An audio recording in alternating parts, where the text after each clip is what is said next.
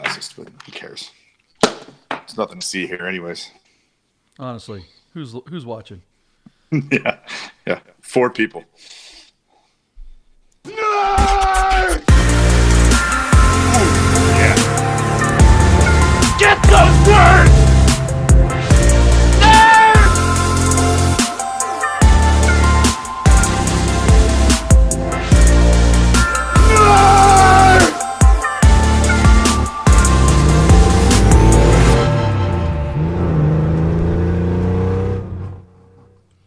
Michael Deeb, are you awake yet? Oh my God! It's an assault on my ears. Let that be your wake-up call. It's a Thursday, and it's time for Bid Nerds. It's the 9 o'clock hour. We do this every Monday through Friday, and what is it that we do? We nerd out on the most interesting cars of the day on the automotive enthusiast auction sites like Rad for Sale, P-Car Market, Bring a Trailer, Cars and Bids. Anybody who has an auction site will find an interesting car and talk about it. Even Hemmings. Even Hemmings. My partner, Come Michael on, Deeb. Hemmings. Come on, Hemmings. guys. Yeah, there's Michael Deeb over there in San Francisco. My name's John Polnik. I'm here in Las Vegas. And, here it is. We're right on the Las Vegas Strip, and this is just a thing that you can do, because why not? We can nerd out about cars. And we're nerds. We would do it anyway, so we invited you along for the ride. All right, so all 14 people can hang out with us. Thanks for watching, guys. Thanks for being here. Make sure if you haven't already, hit the subscribe or like and notification buttons. The notification button is really important because YouTube, for some reason, does not put our video up after it's over live for hours, unless you have the notifications box clicked. So we do the show live, and you can watch it at 9 o'clock. But if you miss it live, then it'll just kind of be hard to find, which is really dumb. But whatever. It's in podcast purgatory. Yeah, till like almost the next day for some people we're hearing. But we're trying to sort that out, anyways. But hit the notification button; you won't have that problem. So what we do is we pick a bunch of cars off of all these auction sites, the cars that we think are the most interesting cars of the day. Sometimes they're cars we pick. Sometimes they're cars that you guys pick. We get a lot of suggestions from viewers letting us know what cars to talk about. And so we go ahead and we talk about those cars. And we share some stories, why we think they're interesting, sometimes a little bit of technical stuff. Michael Deeb actually does a little homework. I just make stuff up. And then we get to the good part. We make predictions as to what we think these cars will actually sell for when the hammer hits the sound block. And that's really what everybody cares about. No, I disagree. I don't think anybody cares about the bids. They just want to hear our opinion. That's all that matters. That's all we are. We spew some technical jargon about how the car was created by the manufacturer, and then we either fawn all over it or we turd all over it, and that's the good part. Then we wager a little competition between the two of us. Which this week you are kicking my ass. I'm actually surprised I'm doing the show sitting down because my ass has been kicked so hard this week. Getting a little sore. Well, I don't know. It's this is how it brutal. Always goes. 3 days. We have days where it kind of goes up and down, and then somebody just like swoops in the last minute, and we get even out. But so that's how we always start the show. We talk about yesterday's predictions, so we don't just throw a prediction out there and leave it in the wind and say that's as good as we get. See you later. We don't check ourselves, like normal reporters. Nope, we go back and we go check ourselves, see if we were right or wrong. Usually we're wrong. We're almost always wrong. By the way, don't listen to us. We don't know what we're talking about. This is not financial advice. If you come to this show thinking you're going to learn something, or that you're going to glean some kind of market advantage and you're just in the wrong place. Go to Wikipedia if you want tech specs or something like that. There's a million places to learn about cars. But if you just want to be a nerd like us, there's a lot of us out there. We know there are. This is your jam. So let's get to yesterday's cars. What were the 5 most interesting cars of the day? JP, starting with what was the big car? I would say that the 2008 Mercedes-Benz CLK 63 Black Series that was on Bring a Trailer. Not only was it a car that I absolutely adore, I have to tell you on air, I was surprised how much you like this car. I honestly wouldn't have guessed that. I mean, it kind of ticked all the right boxes for you and for but I mean, this is one of my favorite cars, and I'm kind of in the closet about it. It was great to hear you literally just like kind of lose your shit and talk about how much you like this car as well. Now, certainly there's a more affordable approach to this platform and performance, if you were to buy something like our friend Rami just did, or Westfall previously did, I think last year, and you pick up a C63 coupe, like a 507 package, and you're basically getting this platform and this motor. But this is the Black Series. They only made 500 of these. I love this one because of the swoopy wide body fender flare and how special and limited production this is. 500 for the whole world, which means we probably only got 160 to 220 of these things in the United States because Mercedes-Benz, we're not necessarily the biggest market for Mercedes-Benz like we are for Porsche. In any case, these cars have held their value pretty well. This would have been like $130,000 to $140,000 car when it was brand new. Yesterday, I really got caught up in the moment. Thought maybe this car won't break $100,000. They're not really bringing that, but I think I'm failing to see that this car has just 14,000 miles. It's a Black Series in black. I mean, this is the postal car if ever there was one. You get the over and see it's $100. Man, were you right? This thing sold for $125,000 with 14,000 miles on it. One of just a couple hundred in the United States. This really is kind of best of both worlds. It's got collector miles in it. It's a low mile car, but you could probably drive it a little bit each year and not hurt the value in it. This is not a 30, 40, 50,000 mile example, and it's certainly not a 1,200 mile example either. This really, to me, is the sweet spot if you want a nice one and you want to drive it. So what a great result. JP, you won that one hands down. Well done to the seller. Well done to the buyer. After the show, our friend Rami actually came and picked me up. He wants to sell his 507. Already? What color is it? Yeah, he just got the dang thing. It's like a slate gray on black.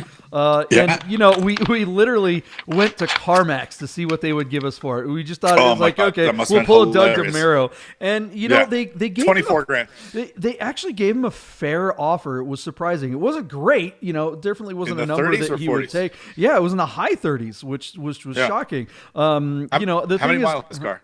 His car has like 30,000 miles. It's a 2015. Nice. So that 507 may be on the market soon because we went out.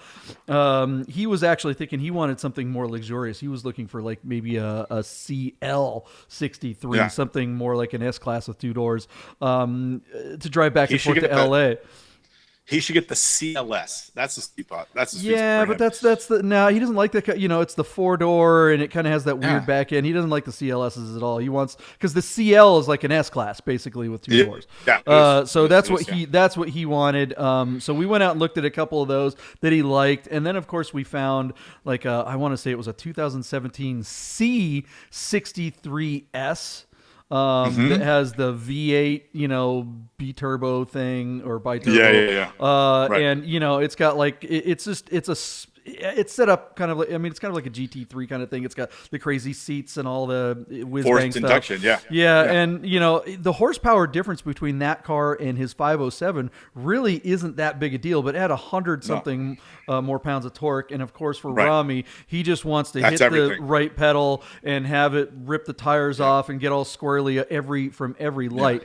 And so, of course, he went, Rami's hold on. That's what I'm telling you is that we went out there to find a car. He actually was like thinking, I just want a cheaper car, oddly enough, that I can drive from Vegas to LA and back. And we wound up looking at cars that were instead of $10,000 or $15,000 or $20,000 less than his car, we're looking at cars that are $30,000, $40,000, $50,000 more than his car, which is par for the course for him. Yeah.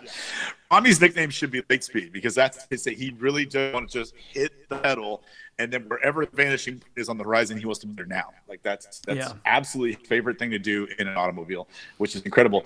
Jeff Westfall he just had another baby, so maybe they'll put the kibosh on that, but he might want to replace his 507. He was certainly disappointed when it went away.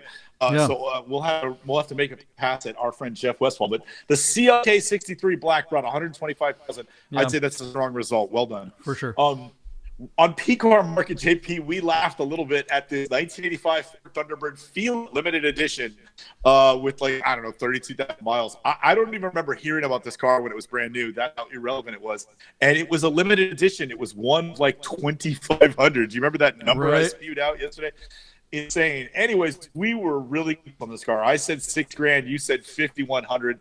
The car sold on PCAR Market yesterday. You had put failed to sell, but it actually sold for 5,900. So I think something happened with my interface or something like that, because like it just said bid to when I was looking at it. So I think that's another problem with P-Car Market's interface. It takes them 3 hours to like confirm a result. I think what basically waiting to do is see if they get the money from the buyer. Right. And if they get paid, then they say it's sold. If they don't get paid, then it goes in the deal tank and somebody else can buy it. I honestly think that's what their thing is, because some results say sold almost instantaneously, and then others take hours. And I think they're trying to track down the buyer. I really do. Do you think a car dealer? Yeah, is that what's going on? Is like it's only got bid to a certain height, and then they actually called everybody, all the players, and got someone and closed the sale like before it went to deal tank kind of thing? Do you think that's what's going on? I'm not sure. I just know that like when their thing ends and nobody else bids, then if that meets the reserve, I think they're trying to solicit their fee off that guy's credit card, and it either arrives or it doesn't arrive. If it doesn't, then they probably call the guy and be isn't that automatic? Well, it is, but dude, I'm just saying they're weird. They don't have consistent results. That's true. Failure to sale because it was bid to $5,900, but then when I looked it up in the evening, it said sold at that price. Yeah. So it's just weird platform. The exact same car, not this specific, not this actual car, but one of these Fila cars I actually looked up later on BAT. I want to say a few months ago, sold for $10,000, like over $10,000. It was like 10.9 or something like that. So once again, P-Car Market just really $4,000 on the table. That's a lot of money. That's a lot of money. I don't think that with a Porsche you're going to be that far off, but anything that's not a Porsche, boy, you're really risking your cash flow by trying out a P-Car Market. Unless it's a fake Ferrari built on a Datsun, P-Car Market seems like the place to go. But anything else real? Goodness. Yeah, I still kind of think this car is kind of a Wes Anderson, belongs in like a Wes Anderson movie or something like that. I love it. Oh my, that's a great idea.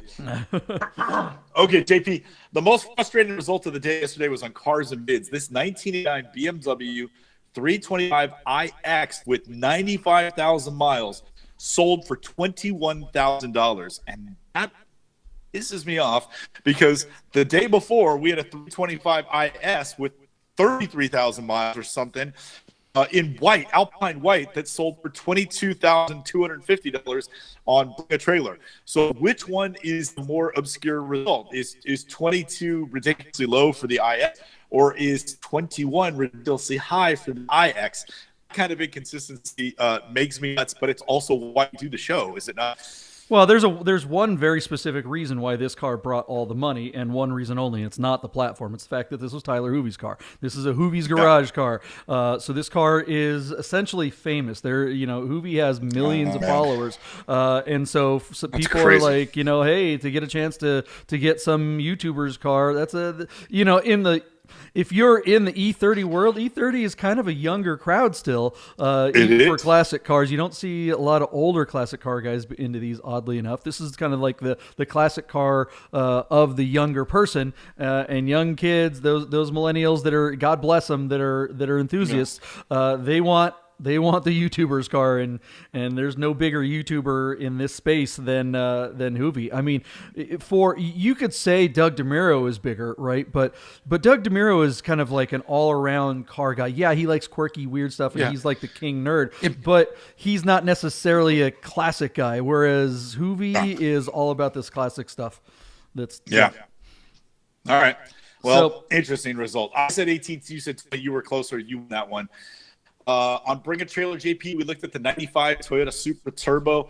And again, we were pretty close on this. I said 79. You said 80 for this, kind of high mile car, but really clean and really original. No mods on this car, and spectacular condition, especially when you consider how many miles this car has covered. So this sold for $75,000. That's all the money.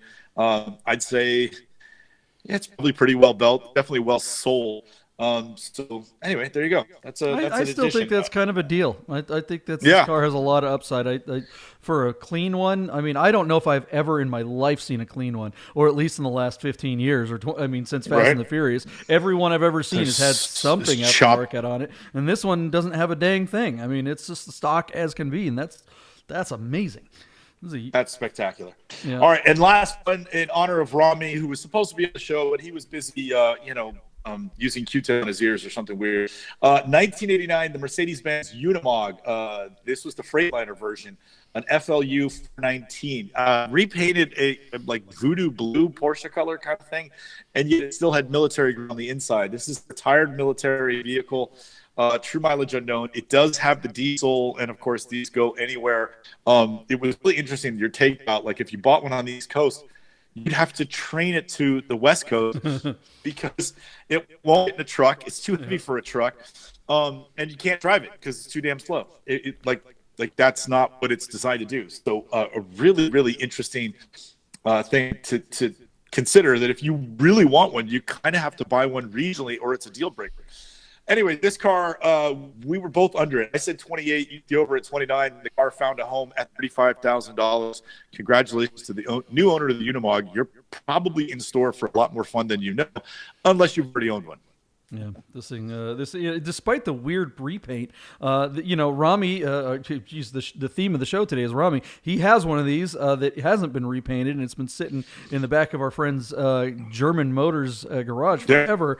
I was pretty soft on that car because looking around on the market, we were talking about possibly, cleaning it up and getting it going and selling, and it seemed like it was really, the number was like 15, 20 or something like that. But looking at this one, bringing 35, it's like, all right. You know what? Now we're going to spend the $3,000 on the tires. We're going to go ahead and get it going, and we're going to clean it up. And hell, maybe we'll even paint the cab. I wouldn't paint it a different color than it already is. But if we paint the cab, we're rattle canning it.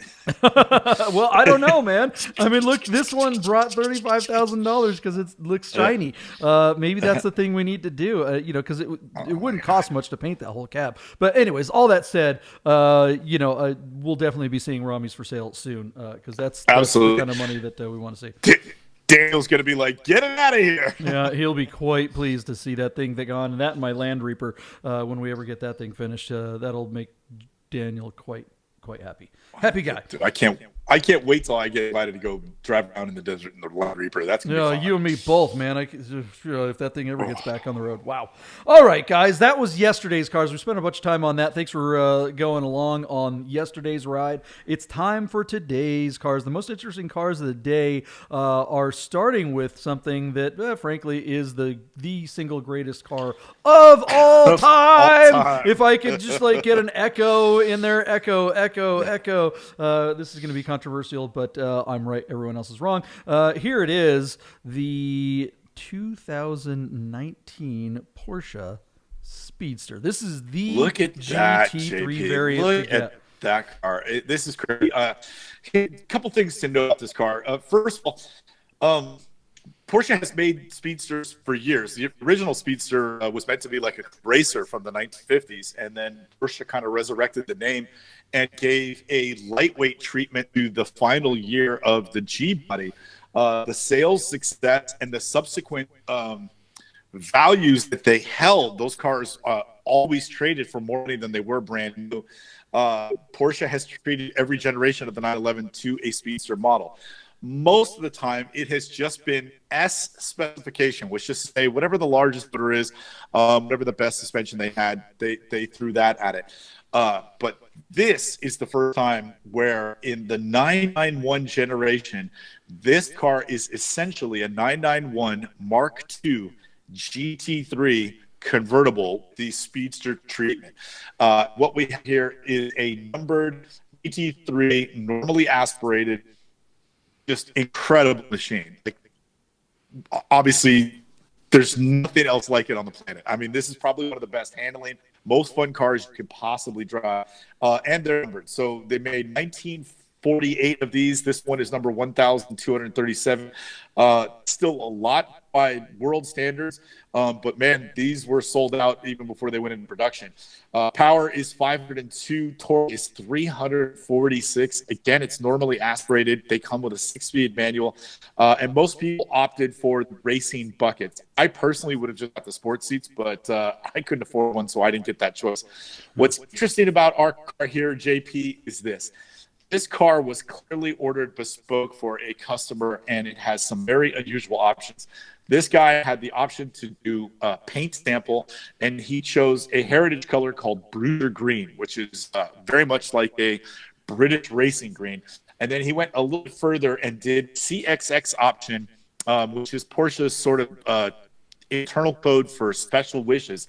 And he spent $13,730 to get the inserts of his racing tickets in a kind of matching tartan interior. So those plaid seats cost almost 14 grand. Makes this car very special indeed. Our car is offered to us today, JP. It's out of Roanoke, Texas. It has just 600 miles on the odometer, and it has gotten some love overnight. Last night, the car was at $266,000 on 17 bids. And as I hand it over to you, it's sitting at $295,000 on 23 bids. So this car got 6 or 7 bids overnight, and certainly is going to come close to its original MSRP, which was $326,000 when the car was brand new. These absolutely have held their value. And in fact, I'd say down the road, these are sure to go up in value. It wouldn't surprise me if this becomes a $500,000 car after the buzz wears off. But these cars are still under warranty. Still a lot of people trading and speculating. I'd say there's probably typically a surplus of these in the marketplace. But eventually, these cars will all find homes, and then they'll only trickle into the marketplace, and that's when I think they'll start trading for big money. That's just going to take probably another year or two. But for now, you could probably acquire one close to MSRP, and that makes it tantalizing because these are sure to go up in value. All the previous Speedsters all trade for more than they were brand new. So if you do that here, you're starting at $325,000. These are sure to be $400,000 or $500,000 cars in the near future. Amazing driving car. There's nothing else like it. JP, I agree with you. Probably the best Porsche ever built. The the Speedster setup with the lack of the A-pillar up there just looks. It's so crazy how much better the convertible looks without that wing window in the front. And something to be mentioned, they did not make a Speedster of every single 911. They skipped the 996. Some people would say good point. Yeah.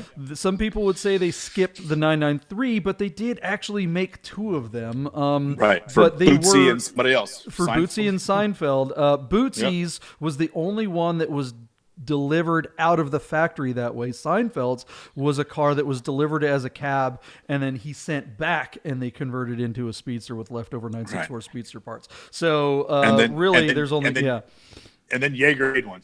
And then and then a handful of people made them, and the rest is history there. The 997 version is the hands down the worst Speedster because they only made it in a PDK, which was the dumbest thing. I mean, of any car that should be a manual, it should be this car. Yet Porsche was so enamored with themselves having released the PDK. Of it, yeah. They're like, oh, we're so good, we're going to put this out there, and they completely screwed that car up. That car was cheap for a long time, and it's only now seeing numbers anywhere close to what it was at retail originally. It also did a treatment for the seats, had like a checkerboard on the seats that would usually match the exterior color of the car.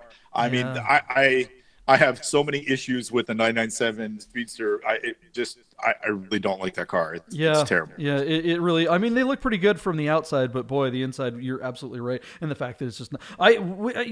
A lot of people did convert 993s into Speedsters. That wasn't just our friend Jaeger that did it. There were quite a few because for a while there were still 964 Speedster parts on the shelf.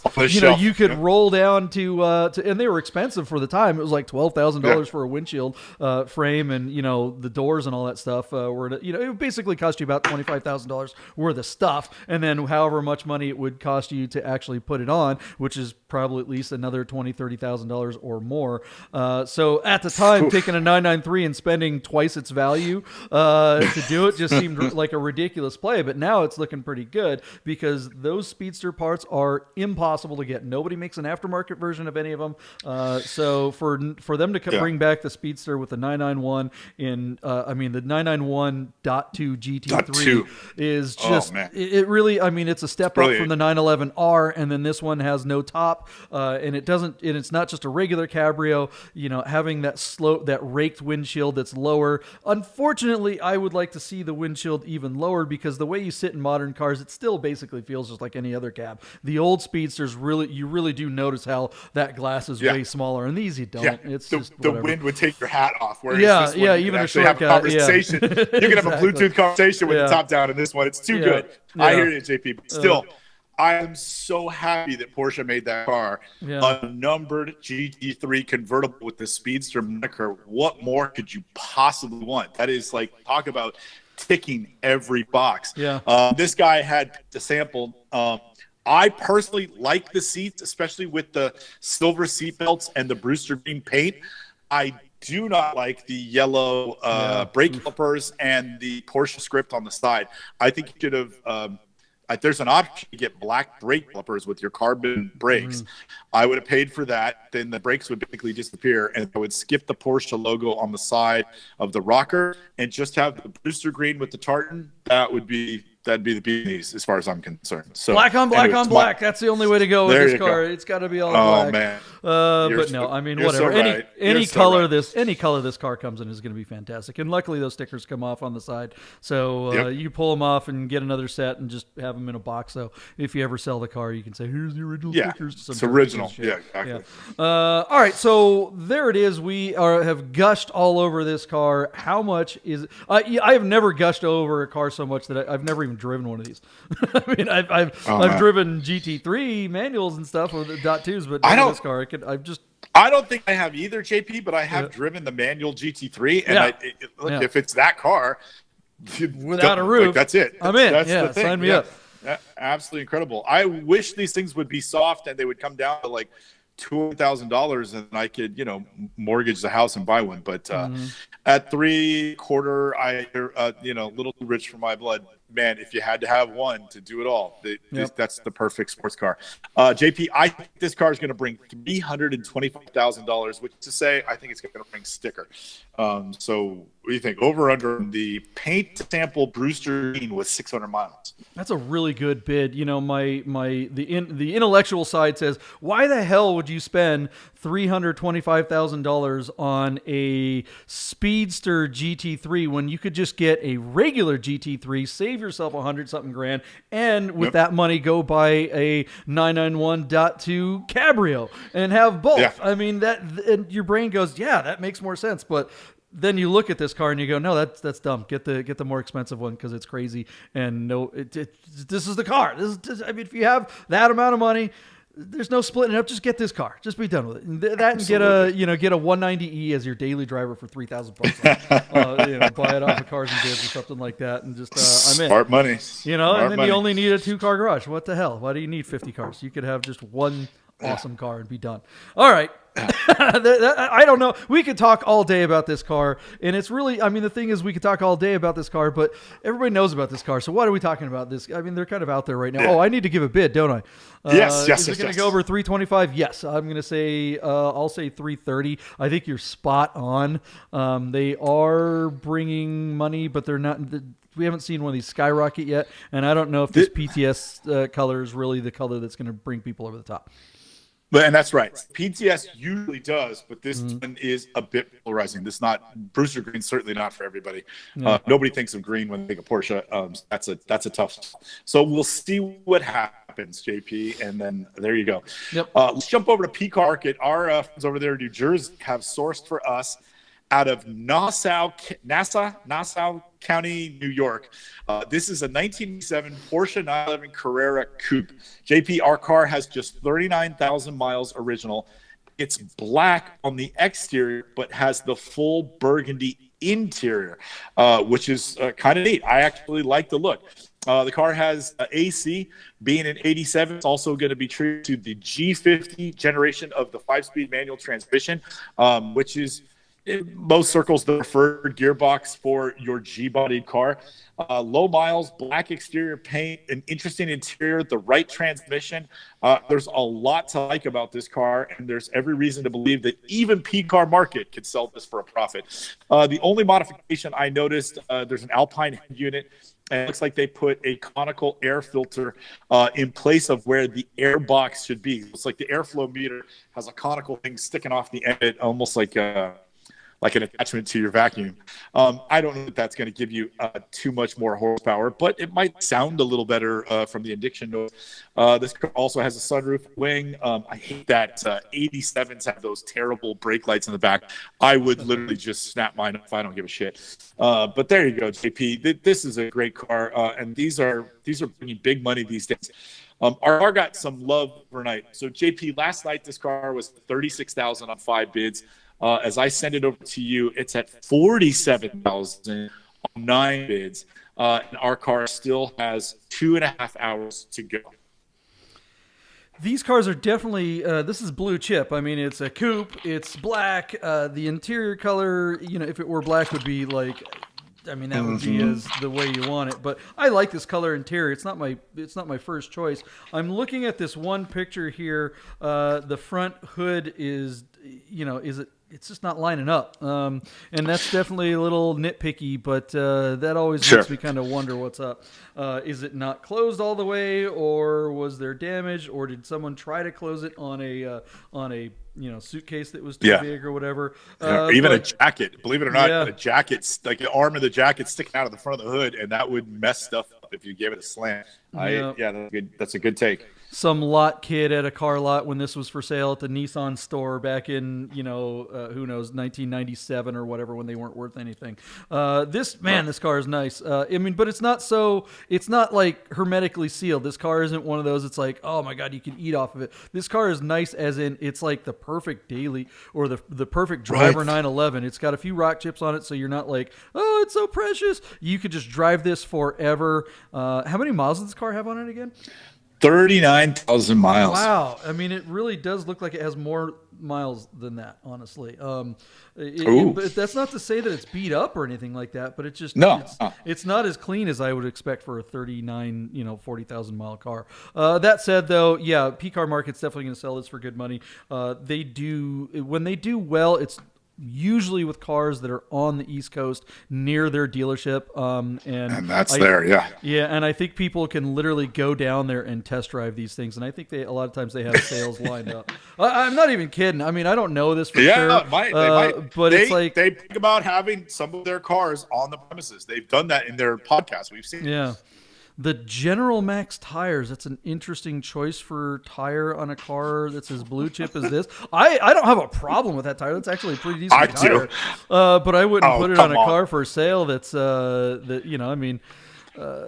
wouldn't put it on a car I was risking my life in every time I drove it up and down the crest. They're not that bad. They're not that bad. You're a tire snub. You're a tire snub. I'm tire snob. I'm all for, obviously rubber makes a big difference, but people get a little over the top with that would be me.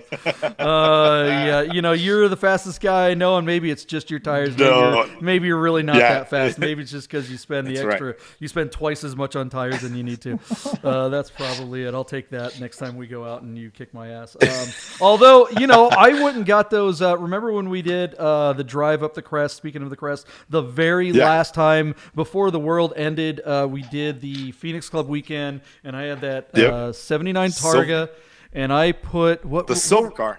No, it was the black one. It was the black Targa. Yeah. I had put a brand new set of the Firestone, what are they, Indy Hawks or something? And those were straight up cheap, and they were awesome. They were fantastic, man. They were great, and we were ripping up the coast, or not the coast, but up the coast. I got a brand new set of Firestone Indy Hawks. Indy Hawks for the win, man. For my Oldsmobile Starfire. Yeah, buddy, dude. I tell you what. God. You could spend 3 times as much time. Are they a little louder? I was in a Targa. Who cares how loud they are? They stuck, man. I was trying to get them to break loose and having a hard time. It was good. God, it's funny. I think that's something that's interesting when you talk about tires, because the cars like these 911s, especially these older ones, got a really bad reputation back in the day as being widowmakers because the weight being all the back. We all know this. They spin out and all that stuff. I think most of that came because these cars back in the 80s, tire technology wasn't anywhere near what it is today.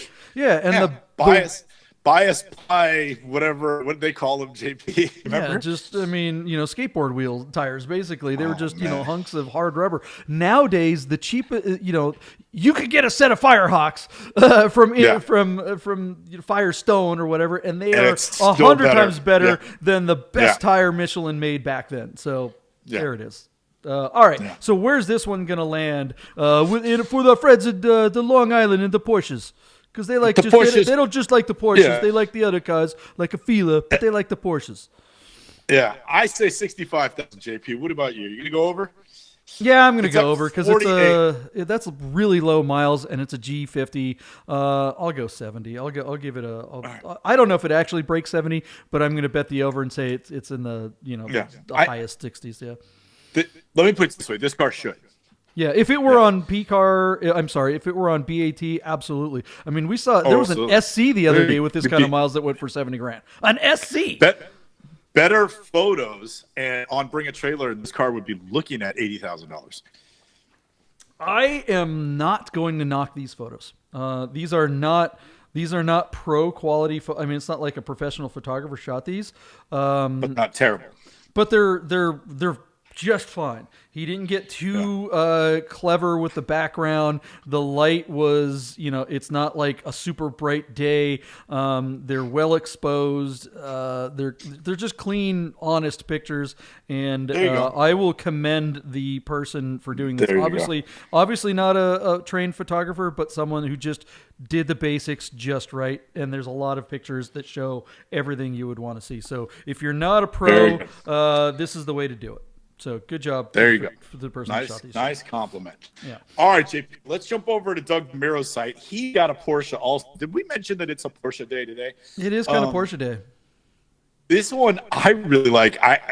This is a car Deeb would like to take home. We're looking at a 2011 Porsche Cayenne. It's a base model. It's got 112,000 miles. It's in Parker, Colorado. What's the big deal, you ask? Well, this one is an E2 platform Cayenne. It's a second gen with a 6-speed manual transmission in Meteor Gray. I love this car. I think this thing would be really cool.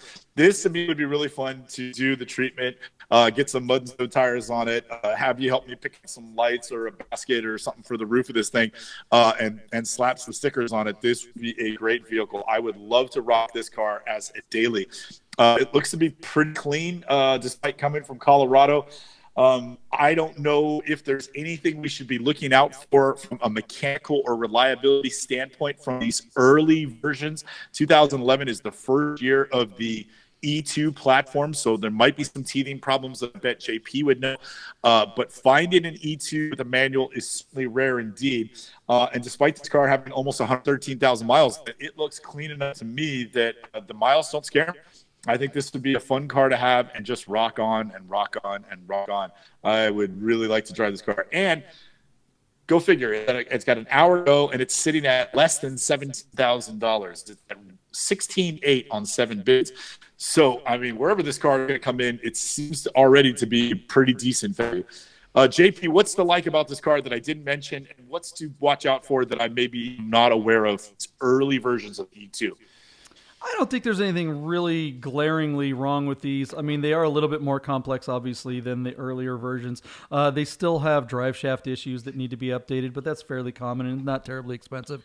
Were they covered under warranty, or is it just something that wears out? Nah, it's something that wears out. I mean, it's something that's like a 90 to 150,000 mile problem earlier, but well out of warranty. At 112,000, the thing is about on the E2 platforms, the only manuals were available were on the base level, so there were no GTS manuals in these.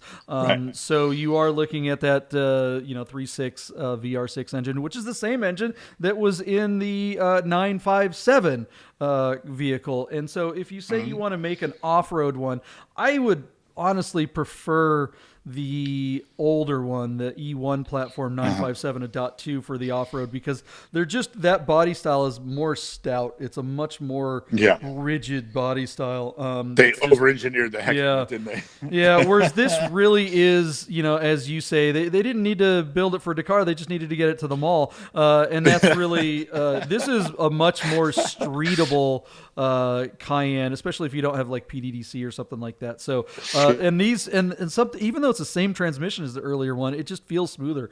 It's a little bit shorter throw because the lever is physically shorter, and it's just that simple. And these just, I would prefer to make this more of a street Cayenne than an off-road Cayenne, even though we have seen a couple of these done in an off-road setup, and it'll work. But I just don't think it's quite as cool as the older ones. But yeah, I'm with you. This would be the perfect daily driver, and this is. And the good thing about the VR6 engine, the base model, is that these are way less money to maintain than the bigger engines, and they are incredibly reliable. This is a 200,000. Oh, good enough. No problem. Whereas the turbos and stuff, you start getting into scary shit. JP, I was aware that these are VR6. These are narrow angle VR6. Is it essentially the same architecture from the VW VR6, but just a larger displacement? No, it is. I mean, it's the same engine. It's it has the direct injection. Yeah, it's the exact same engine. There's nothing. Yeah. It's just an engine that they shared from Touaregs to Cayennes to whatever else they put in. Very cool. Yeah. Which is good though, because it's an engine that is. I mean, they're just not terribly expensive to get parts for, and they're everywhere. So there's a gajillion of these engines. They're tried and true, and by this generation they worked out a lot of bugs. I mean, the VR6 setup has been around for a long time, so the direct injection can be a problem. You're gonna have coil packs go wrong and stuff like that, but I mean, welcome to modern cars. It's not like it's not like an old CIS or something like that. So where's it sitting? Where's it gonna land? Where do you think? All right, J, an hour to go out of Parker, Colorado with 112,000 miles. This is E2 2011 Cayenne manual transmission base model. It's got $16,800 on the lot right now on just 7 bids. 1 hour, 4 minutes to go. I think I put $26,000 last night. I don't think we're going to get that high. It's going to break 20. The question is whether that's going to get to like 22 or 24. So I'm going to say, why don't I just split the difference? Say $23,000. That's a really good bid. I think we saw one of these go. Well, the last time we saw a manual E2, it was actually on Cars and Bids, and it was they did have the big tires on it and a roof rack and stuff like that, but it was a terrible color combo. It was like some kind of blue on or beige or whatever. Like that. It was just hideous. That's awful. But that one went for, I want to say, like 24 or 25. So I'm going to give this one the over and say you said 23. Yeah, I'll give it 24 and just bet the slightly over. I think it's going to be just 24, 25 right there. But I'm going to be watching this one. If it lands under 20, I am buying this thing. I like Meteor Gray with a manual and black interior. Yeah, those are the same wheels I have on our diesel. Our diesel, not to bang on my wife, but 2 years of her and dogs. My Cayenne is really looking long in the tooth. It'd be hard to get what I owe on it. So this thing looks spanking new compared to my, which has less miles. So anyway, great car. I currently own a turbo E1, 957, which is an incredible Cayenne. I mean, obscenely fast, PDDC, all the bells and whistles, just a monster.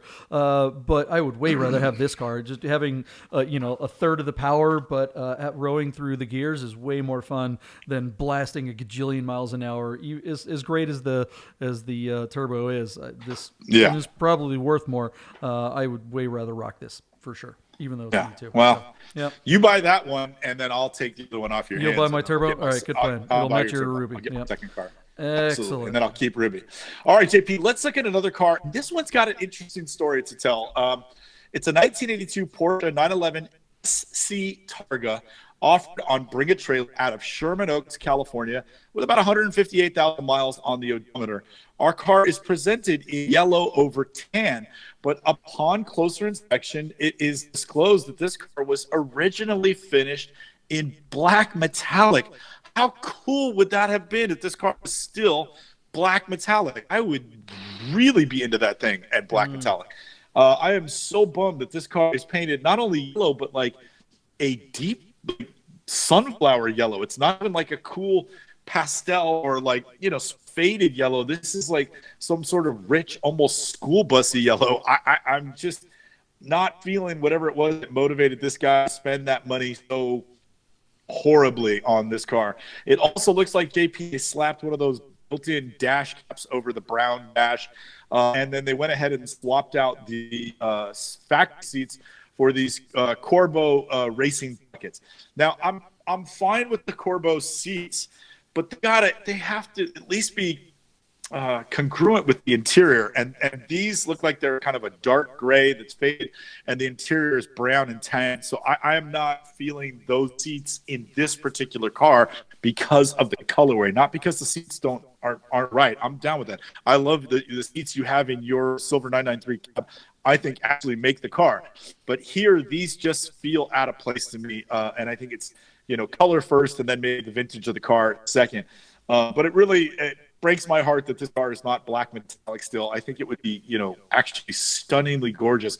We don't see too many early 911s with metallic paint. This would have been a real looker, especially with the tan interior.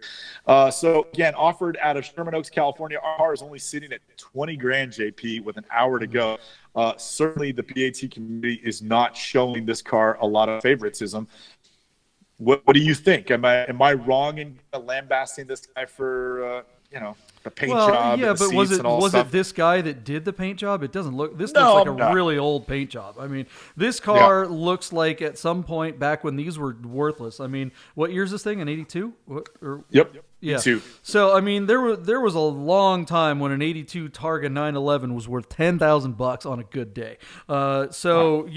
It who knows what condition the original paint was when they decided to paint this thing poorly, because this was obviously not an expensive paint job. So I mean, it almost looks like somebody did this in their garage. I mean, the overspray, Earl Scheib. This was just a hack job if there ever was one. At least they did the insides of the doors and stuff like that. You would with how poorly it was done on the exterior, it's surprising to see that they actually took the trouble to do the door jambs, in yellow, because I mean, look, there's overspray everywhere on this thing. It's just awful. Yep. They painted over the rubber trim and that's a classic mistake on repainting 911. So yeah, this color's terrible, but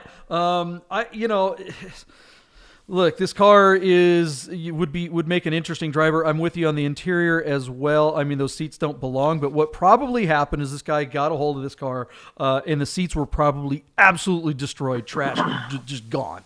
And he may have had these cars. He probably either got these off of Craigslist for a couple of $100, which saved him money than over buying some Porsche seats, or he had them in his garage from something else and was just like, all right, I'm going to slap them in there because they work. But that would be very easy to remedy. Swapping out those seats with some actual 911 or 944 seats, not going to cost you really that much money, and would absolutely transform the interior of this car. That cheap door, the cheap dash cover is still better than a cracked up dash, and with a little bit of work, you could get it to fit properly. I just did this on my on the Targa slant nose that I had. I slapped one of those on there, and it definitely was an improvement, but they don't really fit that well out of the box. Our friend Dwayne from Dwayne Wick's Garage, he suggested you take like a hair dryer to one, and you really kind of mess with it, the heat, and it'll form in. Oh my god! Just get off your wallet and Bennett, Sierra Madre. Well, I mean, that's the way to do it correctly. Yeah, for sure. But at least I mean. It's still better. Again, if it fit on there, it's still better than looking at a cracked dash. This car, this car would look so much better if it were parked next to Mikey P's 914, and you put some big stupid meatballs on it and just dirt meatballs on it. Yeah. Make this a dirtbag Targa, and now you got something. Trying to make this look nice, bad idea. Just embrace its shittiness. Dirtbag Targa. Yeah, exactly. I think if this car, I mean, well, so then where do you think it's going to land with all these problems? I mean, how is it mechanically? Does it say?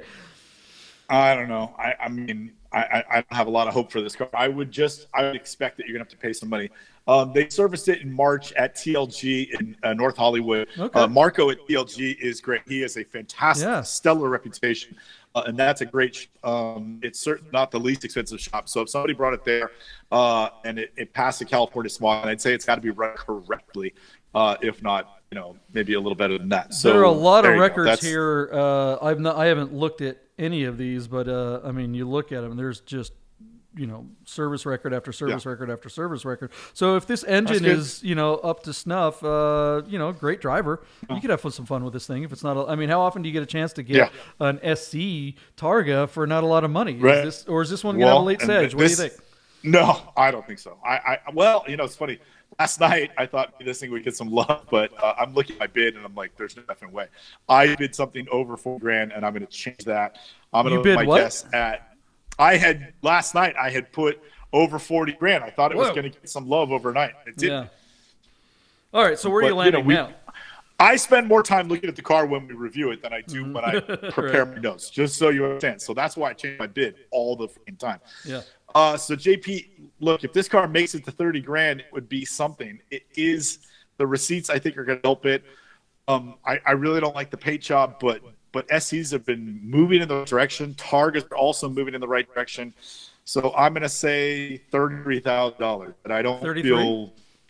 Yeah, I don't. You feel think it breaks 30? Man, I don't think it breaks 30. I'm going to say 29. Okay. Because it's just like, you know, I think this would be a fun car to drive around and just, like I said, embrace. But it's got too many things wrong with it to bring any kind of real money.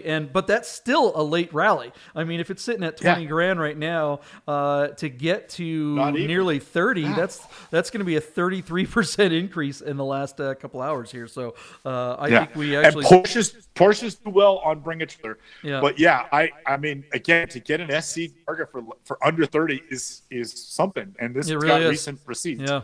So we'll see what happens. See which one of us guesses correctly.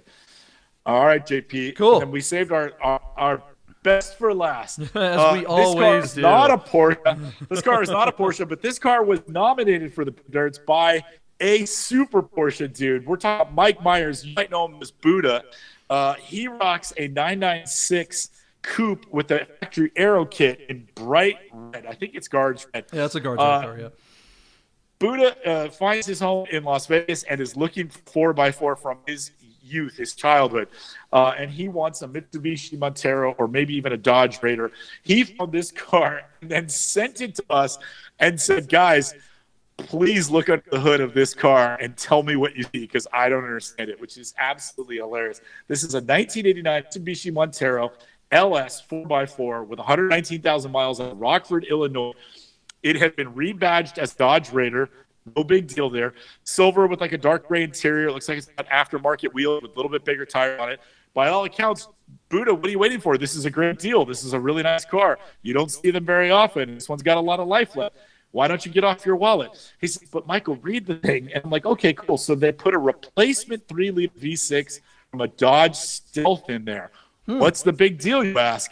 So, JP, you got to speed up to the engine because I'm running out of superlatives to keep this thing going until you get there. But it's absolutely hilarious. Whoever owned this motor and had it in his Dodge Stealth, I'm guessing the guy's Dodge Stealth was bright yellow and thought it was really cool to do a tricked-out motor for his car before he wrecked it, and the motor became there. But look at that. What the F? Literally, I said to Buddha, I said, what the hell is going on there? And Buddha says, I'm going to swear on set. But Buddha says, how much do you think it would cost to unfuck that motor? Wow, look at that. Isn't that amazing? I mean, if you're going to have something ugly in a car, it may as well be under the hood where no one's really going to see it. I mean, who cares? Right. But I thought that was the funniest thing. I read his text, and I was laughing. I was rolling around on the floor. I tried to explain what Buddha had written to me in a text message to Esther, and I couldn't get the words out because it's like a fart in church. I could not stop laughing. How much it cost to unbleep that motor? It was hilarious. And it's got a 3-speed automatic. Yellow bolts and everything. Oh my god! Yeah, and it's just, I mean, somebody painted all the components that won't, heat soak the paint bright yellow, and I'm guessing that was for a previous itineration when it was in a Dodge Stealth, which is their sports car. Also from the Dodge Mitsubishi relationship when they made that car together. Anyways, this is that motor.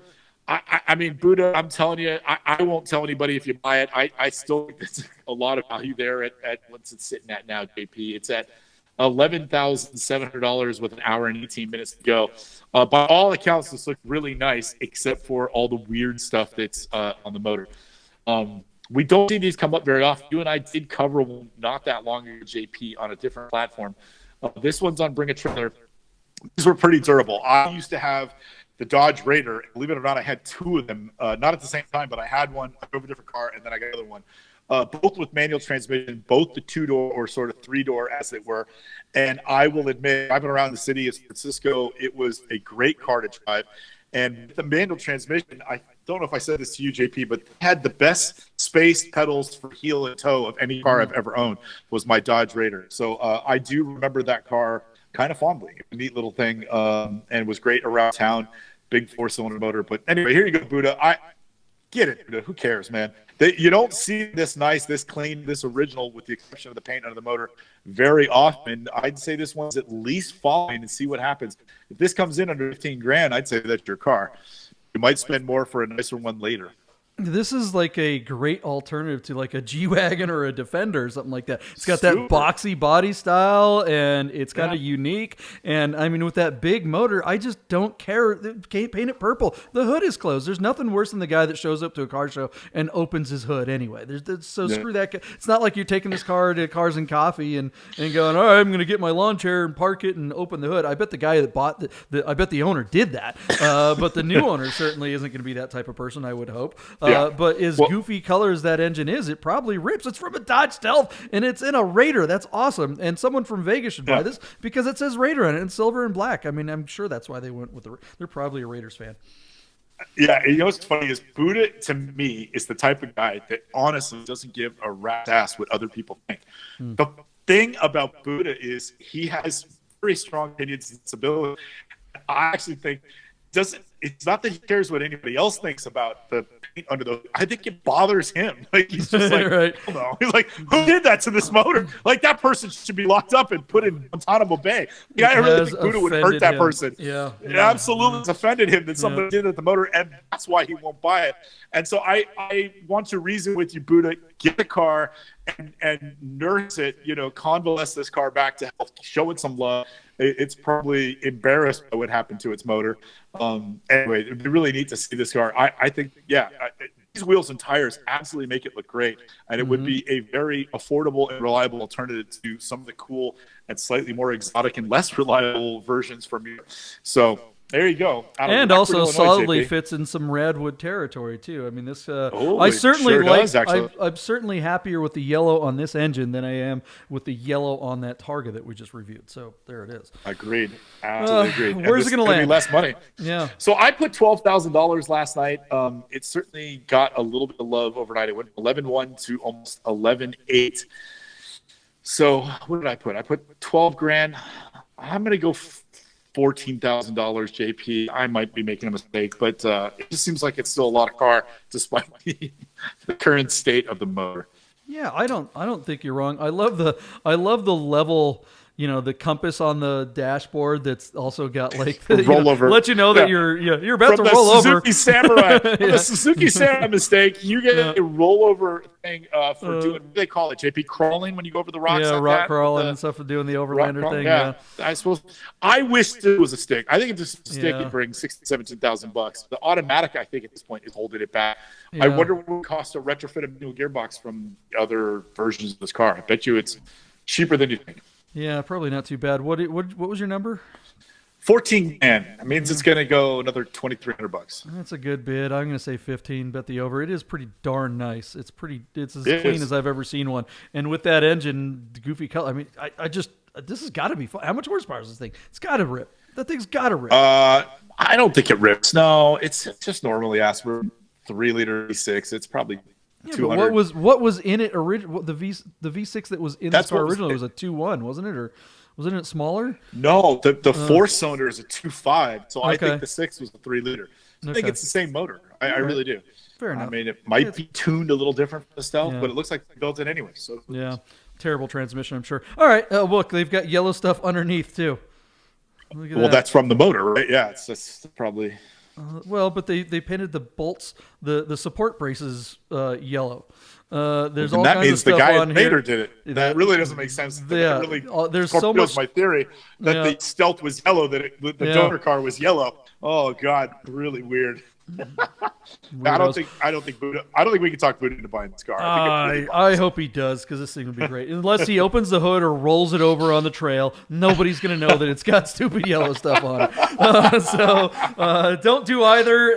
It's pretty easy to avoid both of those things. God, this is how we nerd. nerd out every day, Monday through Friday to the 9 o'clock hour. This is the nerd out of the most interesting cars of the day on Cars and Bids, Bring a Trailer, P-Car Market, Hemmings, and whoever else has an auction site. We go through, we find these interesting cars, we make fun of them, we make predictions of what we think they're going to sell for. Let us know what you think of our predictions, and let us hear your predictions. Let's see if you guys can beat the nerds.